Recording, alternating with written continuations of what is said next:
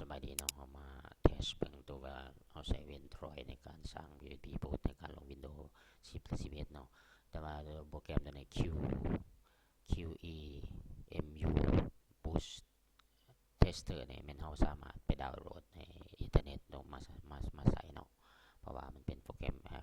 Open Source ไว้ฟรีเนาะในการเทสเบิ่งเอากดขึ้นมาหลังจากนั้นUSB มันจะอ่าน USB โดยอัตโนมัติเนาะ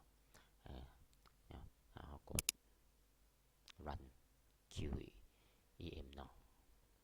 มันจะ boot from hard disk สำหรับโปรแกรม Ventroy เนาะเราถ่าแป๊บหนึ่งเนาะมันจะแล่นเข้ามาหา Ventroy เห็นป่ะตัวเอาเห็นเป็น USB boot โดยโปรแกรม Ventroy เนาะให้มาใส่ลูกศรในคีย์บอร์ดเนาะเลื่อนขึ้นเลื่อนลงเนาะลองenter บ้างเนาะnormal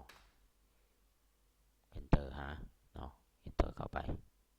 boost in normal เนาะบอกมันจะเล่นเขาก็ถือว่าสำเร็จเนาะในการเฮ็ดเป็น USB boost สำหรับ Ventroy ก็ลองไปศึกษาแล้วก็เบิ่งตามคลิปเนาะแล้วก็เฮ็ดไปตามนี้เนาะก็ดีแนวหนึ่งสำหรับ Ventroy แม่นเราจะใส่โปรแกรมแล้วก็ฟอร์แมตใน USB แล้วก็กดเป็นไฟล์ ISO สำหรับ Win 10 Win 11เนาะ Windows 10 Windows 11เข้าไปเลยเนาะก็สบาย